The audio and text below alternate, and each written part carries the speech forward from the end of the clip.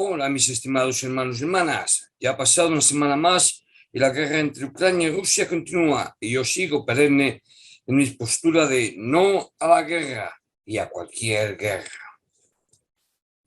Bien, comencemos con el tema de esta semana. El tema tratado hoy es esfuérzate y sé valiente, que corresponde a Josué capítulos 1 al 8 y del 23 al 24. El uno sugerido es haz el bien, es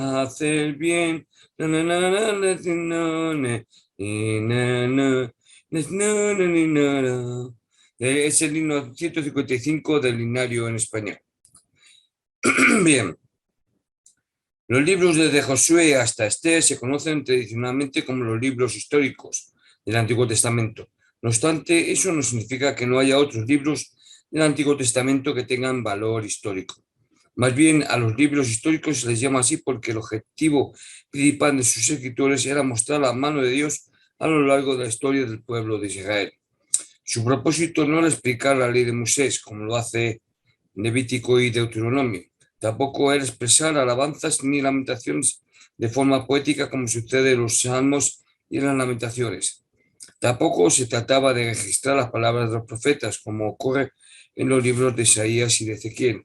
En vez de ello, los libros históricos hacen una narración.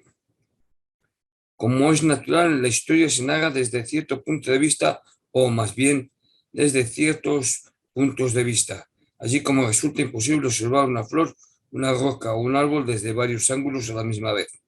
Es inevitable que un relato histórico determinado refleje la perspectiva de la persona o del grupo de personas que lo escribe. Bien, perdón. Dicha perspectiva comprende los aspectos relacionados con la nacionalidad o la etnia del escritor, así como las normas sociales y las creencias propias de su cultura. Comprender eso nos ayuda a entender en el que los escritores y compiladores de los libros históricos se hayan centrado en algunos detalles determinados mientras omitían otros. Es probable que hayan llegado a ciertas presunciones que otras personas no habrían supuesto y que hayan arribado a determinadas conclusiones basándose en esos detalles y suposiciones. Es posible notar las diferentes perspectivas que hay a lo largo de los libros de la Biblia, incluso a veces en un mismo libro de esta. Cuanto más tengamos presente esas distintas perspectivas, tanto mejor podremos entender los libros históricos. Una perspectiva que todos los libros históricos del Antiguo Testamento tienen en común es la de los hijos de Israel, el pueblo del convenio de Dios. Su fe en el Señor los ayudó a ver la mano de Él en sus vidas, así como la intervención de Él en los asuntos de su nación. Aunque los libros de historia secular no tienden a ver las cosas de esa manera, dicha perspectiva espiritual es parte de lo que hacen que los libros históricos del Antiguo Testamento sean tan valiosos para quienes procuran identificar su fe en Dios. Los libros históricos comienzan desde el punto en que termina el libro de Deuteronomio, cuando los años de errar por el desierto de los israelitas estaban por concluir. El libro de Josué narra cómo los hijos de Israel se hallaban listos para entrar en Canaán, su tierra prometida, y describe cómo la toman.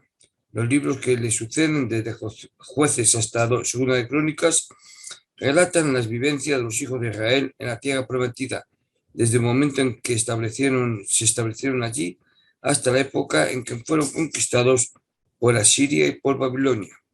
Los libros de Esdras y de Nehemías narran el regreso de varios grupos de israelitas a su capital, Jerusalén, décadas después. Por último, el libro de Esther nos da una relación sobre los israelitas que vivían en el exilio bajo el dominio persa. Y en ese punto es donde termina la cronología del Antiguo Testamento. Quienes leen la Biblia por primera vez en ocasiones se sorprenden al descubrir que, en efecto, ya han terminado de leer la narración que nos brinda el Antiguo Testamento antes de haber leído poco más de la mitad de sus páginas. Después de Esther no tenemos mucha información sobre la historia de los israelitas. En lugar de ello, los libros que le siguen, en especial los libros de los profetas, transcurren dentro del lapso de tiempo que abarcan los libros históricos. Por ejemplo, el ministerio del profeta Jeremías tiene lugar durante los acontecimientos que están registrados en Segundo de Reyes 22-25, así como el relato correspondiente que se narra en Segunda de Crónicas 34-35. Entender eso influirá en el modo en que leerá tanto la narración histórica como los libros proféticos. Al leer el Antiguo Testamento, tal como sucede en cualquier otra narración, es probable que lea sobre personas que hacen o dicen cosas que desde nuestro punto de vista moderno parecen extrañas o incluso inquietantes.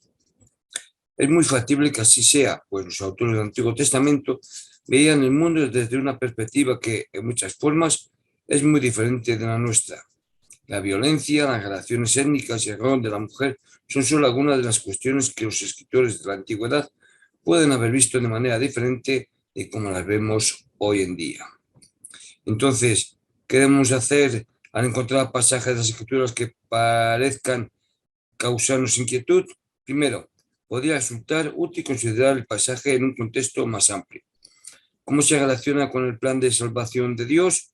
¿Cómo se relaciona con lo que usted sabe sobre la naturaleza del Padre Celestial y de Jesucristo?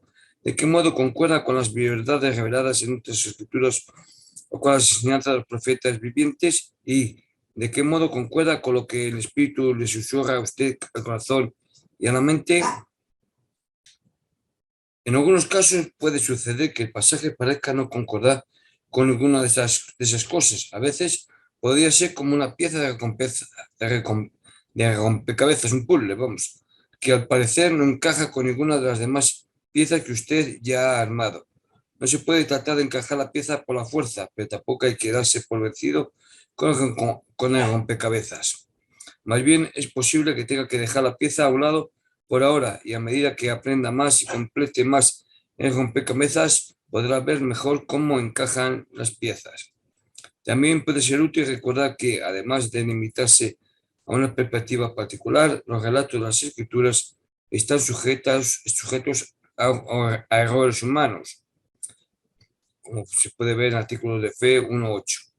Por ejemplo, a lo largo de los siglos se han quitado muchas cosas claras y preciosas de la Biblia, incluso algunas verdades importantes sobre la doctrina y las ordenanzas. Primera de Nefi 13:28, también los versículos 29 y 40.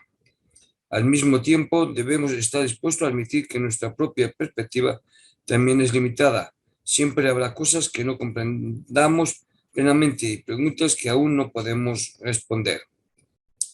Mientras tanto, las preguntas sin responder no tienen por qué evitar que hallemos los preciados tesoros de verdad eterna que se encuentran en el Antiguo Testamento, aun cuando a veces dichos tesoros estén escondidos entre pedregales de vivencias extrañas y de malas decisiones que han tomado personas imperfectas.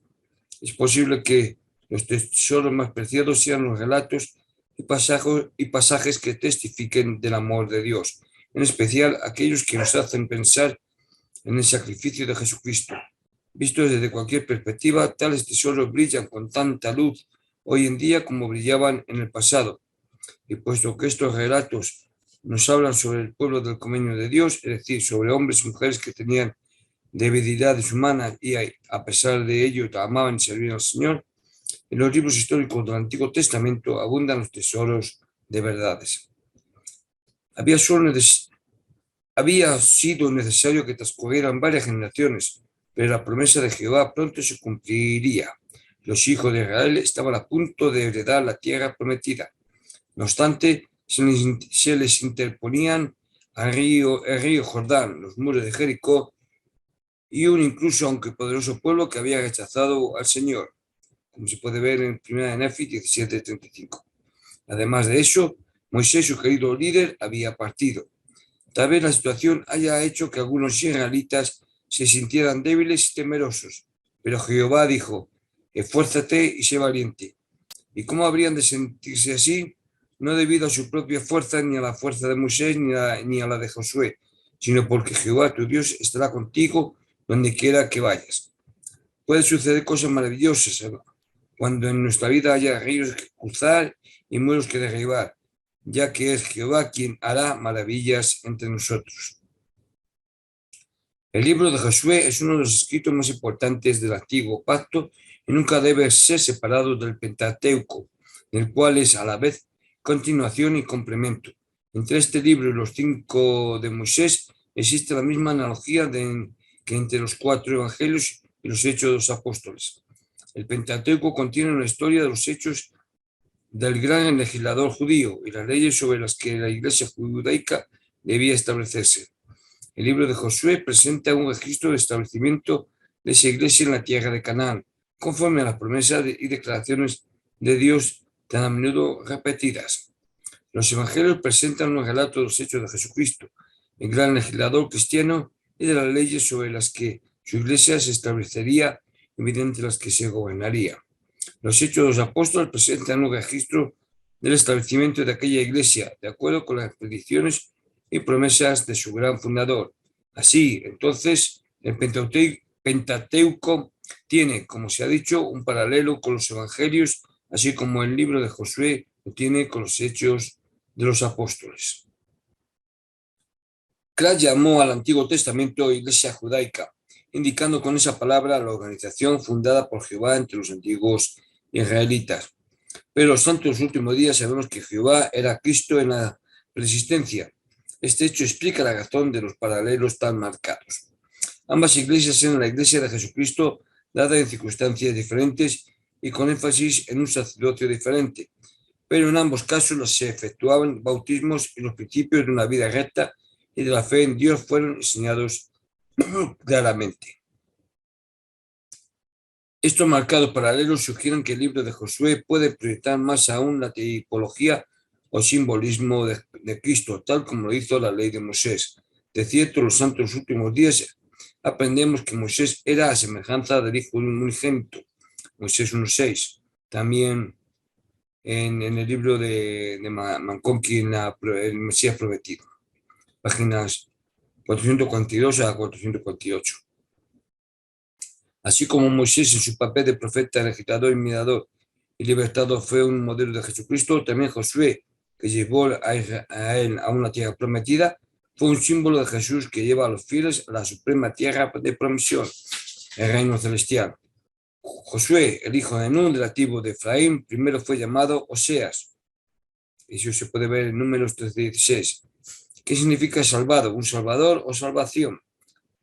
Pero posteriormente Moisés, guiado indudablemente por un espíritu profético, le cambió el nombre a Josué, que significa el salva o la salvación de Jehová, refiriéndose sin duda a que era el instrumento de Dios para salvar al pueblo de las manos de sus enemigos, o llevarlo de victoria en victoria sobre las distintas naciones cananeas hasta ponerlo en posesión de la tierra prometida.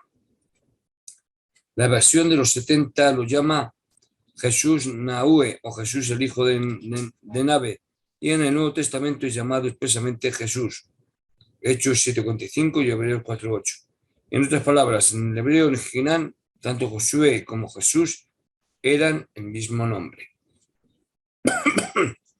Hay otras analogías más entre las organizaciones del Pacto Antiguo, y de nuevo, en este mismo terreno de analogía, Cristo obviamente fundó la Iglesia cristiana.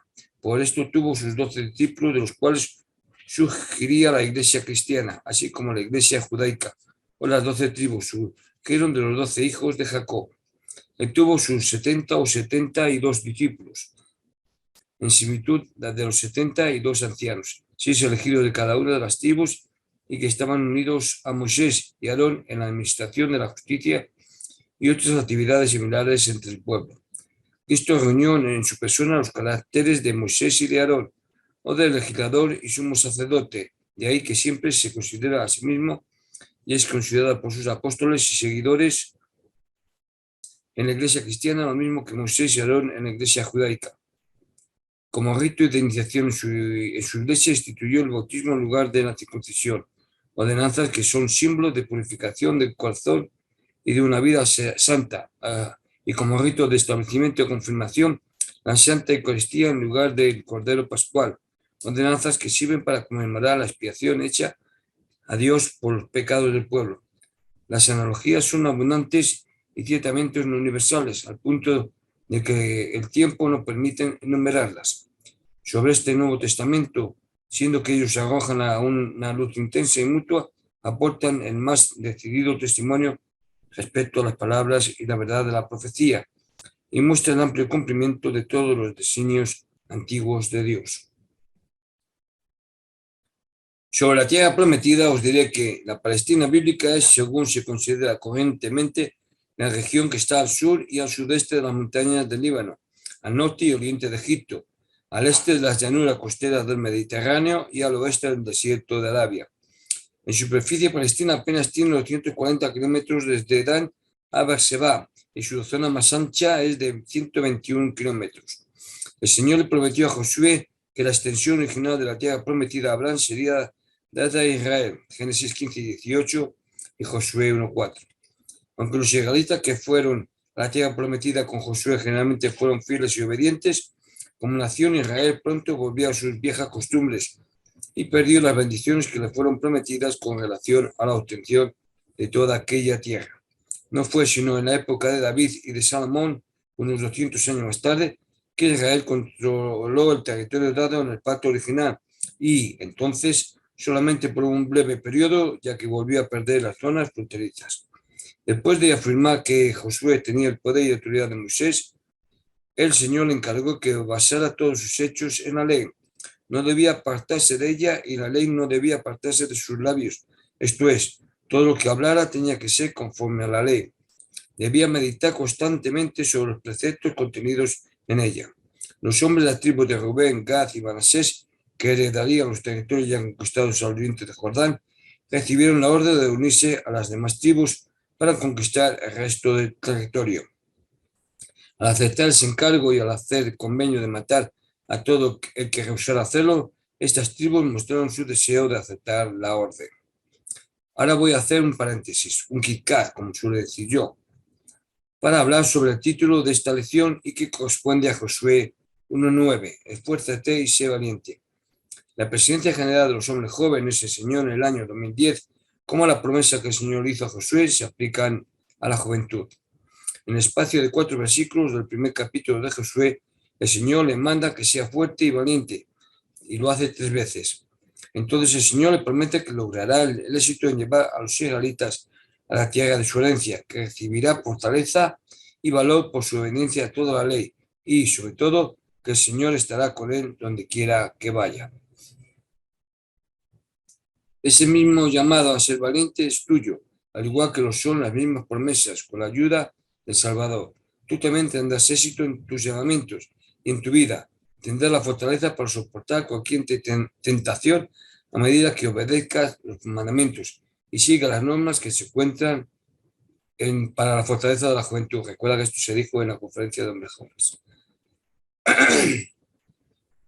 Sobre meditar las escrituras, el Richard G. Scott, el coro de los 12 apóstoles, explicó cómo el meditar en las escrituras nos bendice. Él dijo, cuando medites, no solo cuando leas, sino cuando medites y reflexiones en los pasajes de las escrituras, el poder del Espíritu Santo destilará verdades en tu mente y en tu corazón como un fundamento seguro que en estos tiempos de incertidumbre en los que vivimos. El presidente Thomas S. Monson explicó los beneficios del estudio diario de las escrituras. Quisiera instar a todos y a mí mismo a proseguir leyendo y estudiar las escrituras a fin de entenderlas y de aplicar a nuestra vida las lecciones que se encuentran en ellas. El dedicar cada día al estudio de las escrituras ciertamente fortalecerá nuestro crecimiento de la fe y nuestro testimonio de la verdad.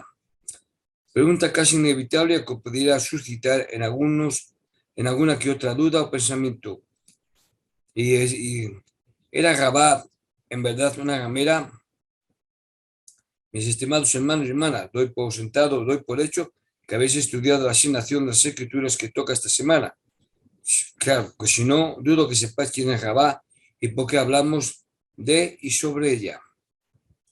En la narración de estos acontecimientos, Rabá es llamada Zoná, que en la traducción nuestra, según versiones antiguas, aparece como ramera.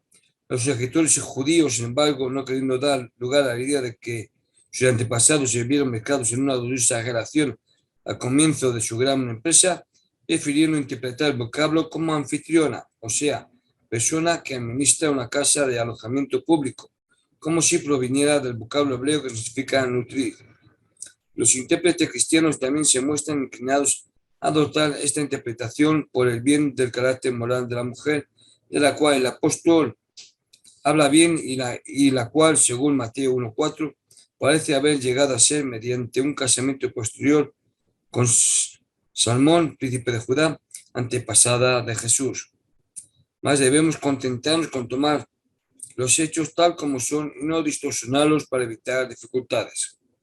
Actualmente todo erudito hebreo sensato acepta que zona significa ramera y no anfitriona.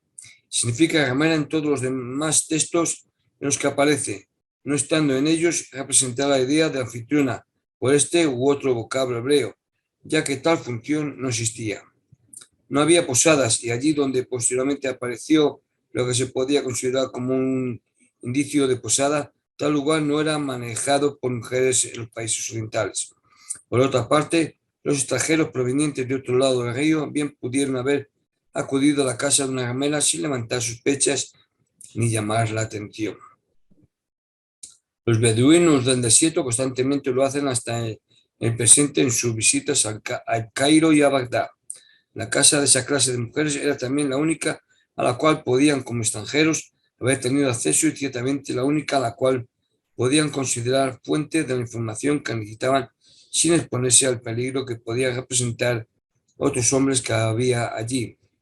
Si nos preocupa el carácter moral de Rahab, la mejor evidencia de su forma se encuentra en el posterior casamiento con Salmón, el cual implica su previa conversión, para lo cual su conversación con los espías demuestra que estaba preparada. Se acordó una señal como prueba de su intención de proteger a Rahab y su familia de la destrucción, como recompensa por su ayuda. Rahab tenía que poner un cordón de grana en la ventana de su casa. Este cordón serviría de recordatorio a los invasores israelitas de que Rahab y todos los de su familia no debían ser destruidos. Así como Moisés fue engrandecido por el Señor ante los ojos de Israel cuando Dios abrió las aguas del Mar Rojo, Josué fue engrandecido en forma similar al abrirse las aguas del Jordán. En ambos casos, Israel pasó entre las aguas hacia una vida nueva. Este pasaje parece haber sido lo que Pablo tenía en mente cuando mencionó el bautismo de Israel en la nube y en el mar, 1 Corintios 10:2. En ambos casos, el pasaje representó un nuevo convenio. Israel pasó por el Jordán el primer día de la Pascua. Y aquí quiero hacer un pequeño comentario personal, y es que normalmente se conoce la historia de Moisés porque abrió el Mar Rojo, pero no se acuerdan de Josué, también abrió las aguas, en este caso las aguas del Jordán, por donde pasaron los israelitas y en la cual el pueblo se quedó, es decir, el arca de la alianza se quedó en medio de las aguas hasta que pasaron todos del pueblo y después pasó los portadores del arca de la alianza y, y hasta que no tocaron el suelo seco, es decir, hasta que no atravesaron en las aguas del río Jordán, las aguas no volvieron a otra vez a juntarse. Prosigamos con la lección. Avanzar con fe. El presidente Boyka Parker, del cual de los 12 apóstoles, compartió una experiencia que le ayudó a aprender la importancia de avanzar con fe. Él tenía que enfrentar la decisión de decidir dónde debía vivir su familia después que él fue llamado a servir como apóstol. Había hablado previamente con el elder Harold Berry, quien lo había alentado a pedir consejo del presidente David McKay.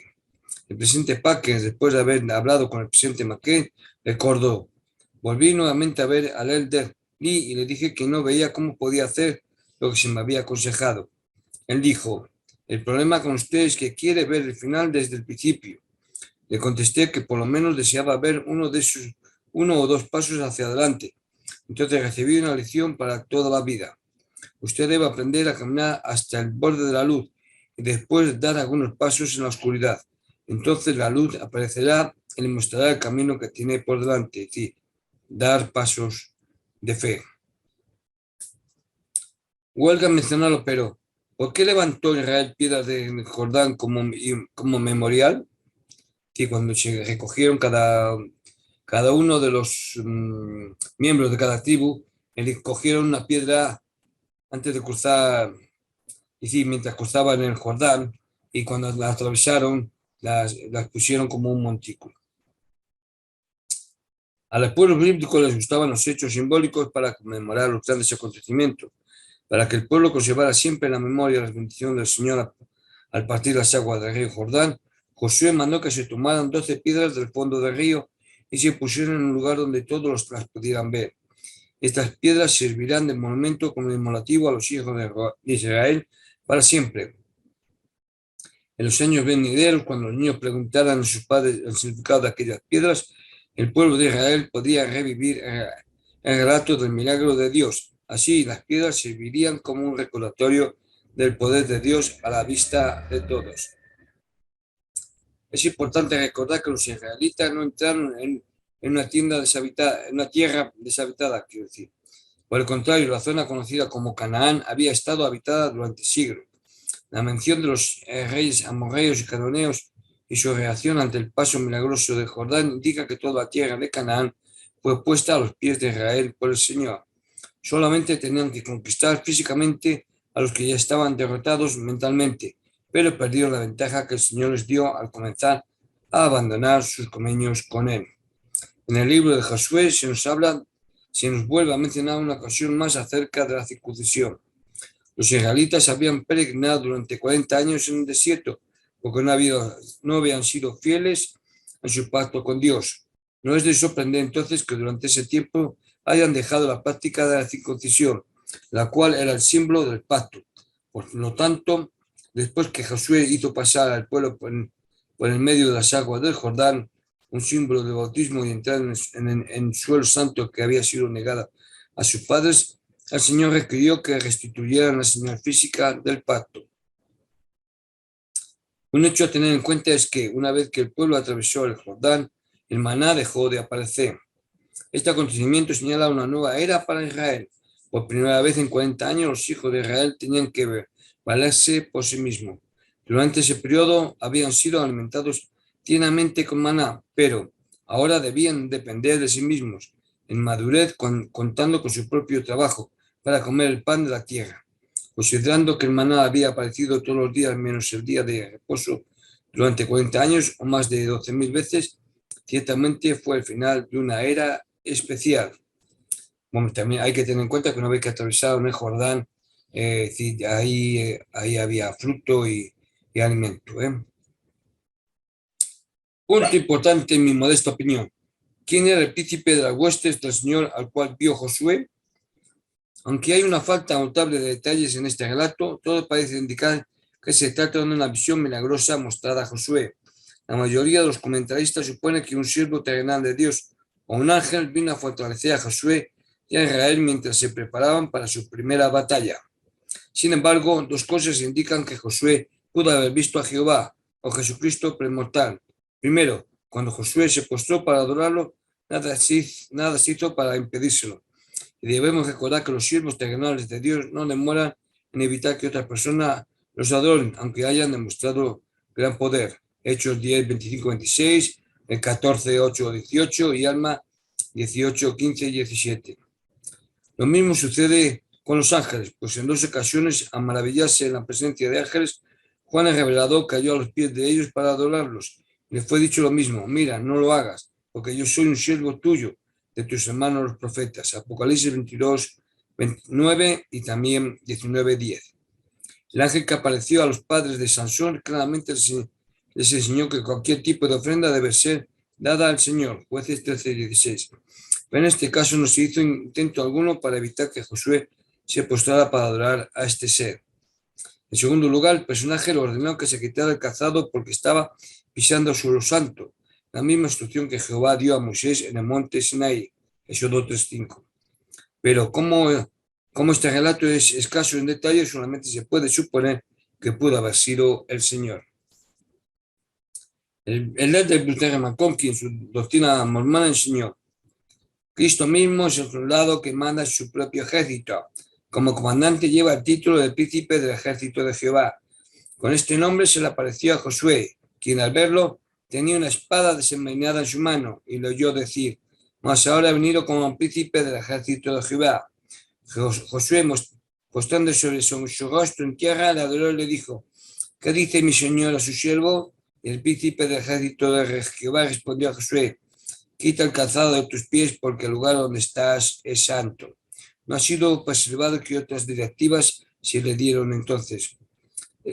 Es bueno comparar esta aparición de nuestro Señor a Josué con su aparición a Moisés en la zarza ardiendo, cuando el suelo del lugar también fue dicho que era sagrado con la sola presencia de la deidad.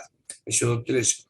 Y compararla también con la administración del ángel a quien Juan intentó adorar, pero fue detenido con el mandato: mira, no lo hagas, adora a Dios. Apocalipsis 19, 9 al 11. Entre los justos mensajeros del mundo de los espíritus, nadie, salvo la deidad, aceptará ser adorado por mortales, y nadie, salvo el Señor, hace sagrado el lugar, haciendo que los mortales reciban la orden de quitarse el calzado. Jericó. Perdonadme si cuando oigo ese nombre no puedo por menos que cantar la cancioncilla que entonaba el tío Tom, de la cabaña del tío Tom, en una de las versiones semi-musical del libro que se llevó al cine, y que para mí es una de las mejores versiones que se han realizado. Sí, es decir, cuando reúne el tío Tom a sus hijos en su casa y empieza: no, no, no, no, Jericho, Jericho, Jericho, no, no, no, no, no, Jericho, no, no, no, no, no, no. Sí, a mí me gusta esa canción. Y otras canciones que aparecen en la película también. Los habitantes de Jericó sabían demasiado bien respecto a la terrible destrucción que Israel había desatado sobre el reino de los amorreos al oriente del Jordán. Por lo tanto, no nos debe sorprender que cerraran su ciudad amurallada para protegerse de Israel. Es significativa la prevalencia del número 7 en los pasos dados por el Señor con relación a la defensa de Jericó. En la ley de Moisés, el mismo 7 fue usado numerosas veces para representar el pacto. Su asociación con el pacto probablemente arranca de la idea de que al 7 se le asocia con la idea de lo que se completa y realiza, y también con la perfección. En 6 días creó Dios el mundo y al séptimo descansó. El final. Siguiendo en la conquista de Jericó, un patrón en el cual se aplicó varias veces el concepto de número 7. El Señor enseñó a Israel que sueto descansaba en el pacto con Jehová. Su poder perfecto fue el que realizó la conquista, no el pueblo. La bocina usada era la hebrea llamada shofar o cuerno de carnero. Los eruditos generalmente concuerdan en que el shofar era el instrumento musical más antiguo en Israel. Después de haber sido achatado mediante aplicación de calor, el cuerno era doblado hacia arriba en los extremos. Esta forma daba lugar a la creación de un sonido poco común y fácilmente reconocible. En los tiempos antiguos, el cuerno bocina era usado para anunciar la proximidad de ejércitos enemigos, para dar la señal de ataque o para indicar la retirada del campo de batalla. Así como el arca del pacto simbolizaba la presencia de Dios en el lugar santísimo del tabernáculo, el arca también simbolizaba que era la cabeza de los ejércitos de Israel cuando lo llevaban delante de las tropas al caminar alrededor de la ciudad. Este no era un conflicto meramente terrenal, sino divino. Canaán tenía que ser destruido por el mismo Dios de Israel. Esta verdad fue enseñada en forma impresionante a Israel por la presencia del arca. Se tuvo gran cuidado de cumplir con todos los detalles del juramento que había sido hecho a Rahab. El presidente Howard W. Hunter citó el ejemplo de Josué para explicar por qué es importante que obedezcamos las instrucciones del Señor con exactitud.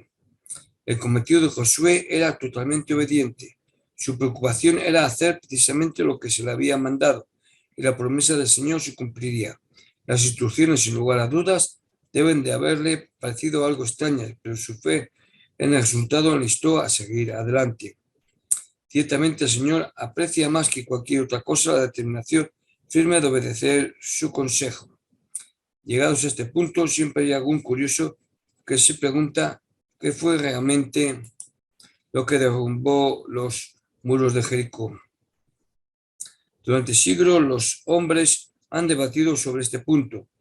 Fue por motivo de la vibración que causaba la marcha de tanta gente por el sonido de las trompetas y el grito final que los muros se debilitaron a punto de caer por la aplicación de la ley natural, o entró en juego algún principio. Fue el Señor quien sencillamente en un momento conveniente hizo caer los muros mediante su poder. El de J.S. Tamás comentó este asunto de la forma siguiente, y lo hizo en su libro Los Artículos de Fe.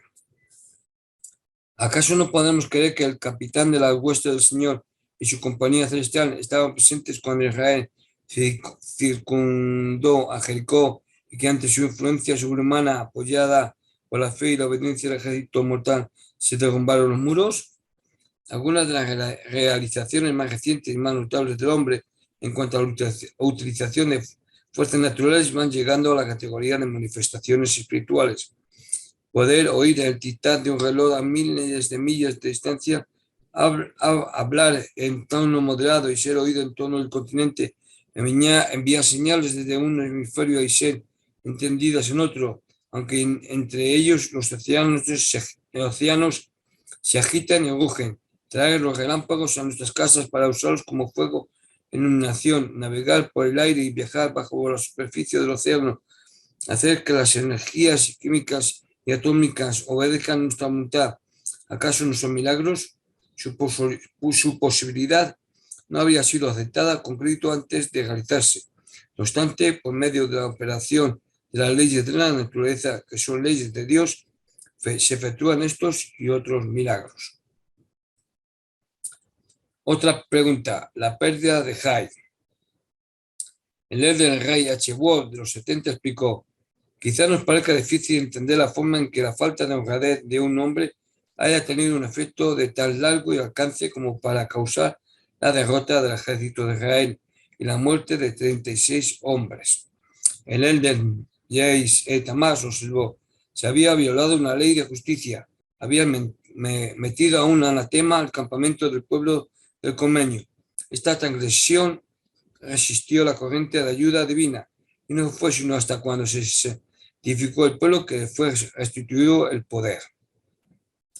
Al hablar sobre la influencia y el efecto de las decisiones privadas tiene en los demás, el presidente Diez Faust, la primera presidencia, enseñó: las decisiones privadas no son privadas, todos tienen consecuencias públicas. Nuestra sociedad es la suma de los millones de individuos que hacen con su vida privada. En suma de conductas privadas tiene consecuencias públicas de enorme magnitud. No hay decisiones que sean completamente privadas.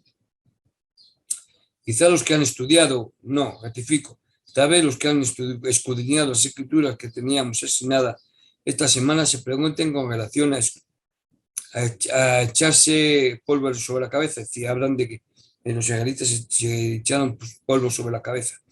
Echarse polvo sobre la cabeza tenía el mismo significado simbólico que vestirse de cilicio y sentarse sobre la ceniza. Era señal de gran remordimiento, verdadera humildad y profundo arrepentimiento. También simbolizaba el estado indigno del hombre en comparación con la divinidad, Génesis 37-34, y también se puede confrontar con Job 2.12 y Lamentaciones 2.10. Este sentido de indignidad parece ser el significado del convenio hecho por el rey Benjamín, de que el pueblo se consideraba menos que el polvo de la tierra, Mosías 4.2. ¿Qué podemos decir sobre la muerte de Acán? Puede parecer que la pena aplicada a Acán por tomar del botín de Jericó fue demasiado severa, pues la muerte del cuerpo físico a menudo puede ser un acto de misericordia tanto para los demás personas como para el ofensor. Primera de Nefi 4.13, Levítico 24.17. Algunas ofensas de los hombres son de gran gravedad que se requiere que el ofensor pague con su vida como expiación por el pecado. La desobediencia de Acán costó la vida de 36 hombres, pero más importante que eso, la muerte espiritual de Israel sería más grave que la muerte física de la persona. Que Israel fracasara en obedecer al Señor en todas las cosas sería equivalente a privarlo de la tierra de Canaán. Primera de Nefi 17:31 al 35. Es evidente por su confesión voluntaria que Acán comprendía esta verdad. Bueno, continuamos con la lección. Una entrañable clase la de hoy, si me permiten decirlo. Más que Jericó. Jai, la segunda ciudad conquistada por Israel después de cruzar el Jordán, vino a ser modelo de las conquistas de las demás ciudades. Una vez que Jai fue tomada, Josué llevó a Israel al monte Ebal y cumplió las instrucciones de Moisés de levantar un altar allí y pronunciar las bendiciones y maldiciones del Señor desde los montes Sebán y Gerizim. Esto está en Deuteronomio 27, también se puede ver. Las 31 ciudades-estado cananeas destruidas por Josué en su época no eran las únicas que el Señor quería quitar del medio de Israel. Números 23, 4 a 5. Puesto que los hombres tenían la tendencia de adoptar los valores o costumbres de aquellos con quienes se asociaban, era imperativo que todas las naciones idólatras de Canaán fuesen destruidas. Josué advirtió al pueblo de Israel acerca de 3 cosas en el caso de que algunas de las naciones paganas, incluyendo aquellos que lo rodeaban, quedaran en pie. 1. Tener cuidado de intercambio social con ellas. 2. No adorar a sus dioses. Y 3. Evitar los casamientos con personas de esas ciudades. De otro modo, lazos, tropiezos, azotes y espinas esperaban a Israel. De todos los libros de Josué, os testifico que el capítulo 24 es el que más me gusta, y ello es debido a la pregunta que éste hace: escogeos hoy a quien servir. Casi al final de su vida, Josué reunió al pueblo para darle una bendición y advertencia final, tal como Moisés había hecho. Tales mensajes debían ser considerados significativos, porque lo que un profeta dice al aproximarse a la muerte parece constituir un esfuerzo de su parte para limpiar su vestido de la sangre del pueblo, dejando así caer sobre los habitantes plena responsabilidad de la conducta de cada uno. Jacob 1:19. Josué recordó a Israel exactamente lo que Dios había hecho milagrosamente por ellos en el pasado y los instó a elegir a quién servirían. En el de Erastus Snow, comentando en cuanto a los sentimientos de algunas personas que piensan que el ser obedientes a Dios limita, en cierto modo, su libre albedrío, dio una explicación interesante sobre escoger el camino de obediencia a Dios. Si el bien y el mal son puestos ante vosotros, ¿no hace ejercicio de su libre albedrío y condición del hombre el que escoge el bien sobre el mal, tal como el que elige el mal y rechaza el bien? ¿Acaso la independencia varonil que se cuenta solamente del lado del que hace el mal? Os dejo a vosotros la respuesta. En cuanto a mí, pienso que los ángeles y los santos y todas las personas buenas han ejercido su libre albedrío eligiendo el bien y rechazando el mal. Y al hacerlo, no solamente han demostrado su independencia y condición de hombre, sino que la muestran en una notable nobleza y disposición de carácter mucho más grande y elevada. Y dejo que el futuro determine quiénes son los sabios en la elección de su libertad e independencia. Josué le dijo al antiguo Israel: escogeos hoy a quien sirváis, si a Baal, servidle. En cuanto a mí y mi casa, serviremos a Jehová. Creo que lo que tenemos que aprender son los verdaderos principios que nos conducirán a la paz, a la riqueza y a la felicidad en este mundo, y a la gloria y exaltación en el mundo venidero. Y si podemos aprender estos principios y recibirlos en bien y con corazones íntegros, enseñarlos como nuestra fe y practicarlos en nuestra vida, mostraremos nuestra condición de varones, de nuestra independencia y nuestro libre albedrío tan genuinamente delante de los ángeles y dioses como cualquier hombre malvado puede demostrar lo suyo delante del diablo y sus ángeles al rechazar el bien y abrazarse al mal. El presidente Howard W. Hunting explicó la convicción de Josué para servir al Señor sin importar las decisiones de los demás. Después de que Israel hubo descansado de las guerras lidiadas con sus enemigos, Josué, ya muy anciano, congregó a todos sus habitantes. En su mensaje de despedida les recordó que habían sido victoriosos porque Dios había luchado por ellos, pero que si cesaban de servir al Señor y guardar su ley, serían destruidos. Este gran líder espiritual y militar insistió luego a comprometerse e hizo un pacto por sí mismo y por su familia. Escogeos hoy a quien sirváis, pero yo en mi casa serviremos a Jehová. Y aquí una declaración de compromiso total de un hombre de Dios.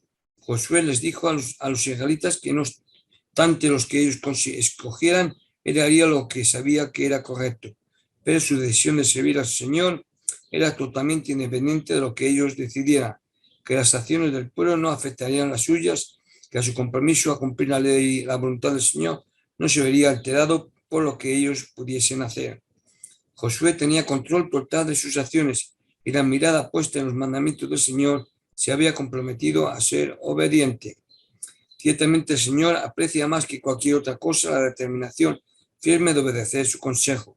Seguramente las experiencias de los grandes profetas del Antiguo Testamento se registraron para ayudarnos a comprender la importancia de escoger el camino de la obediencia estricta. En este mismo capítulo 24 se hace mención a los huesos de Josué. Cuando Josué, el hijo de Jacob, estaba muriendo, hizo que los hijos de Israel prometieran que llevarían su cuerpo con ellos al salir de Egipto. Seguramente su cuerpo había sido embalsamado según la costumbre egipcia. Eso está en Génesis 50-25. Al partir de Egipto, Moisés cumplió la promesa y tomó consigo los huesos de José. Éxodo 13-19. Luego de la llegada de Israel a la tierra prometida y de su establecimiento en ella, los restos de José fueron sepultados tal como leemos en Josué 24-32. Y aquí nos enteramos que Josué murió a la edad de 110 años.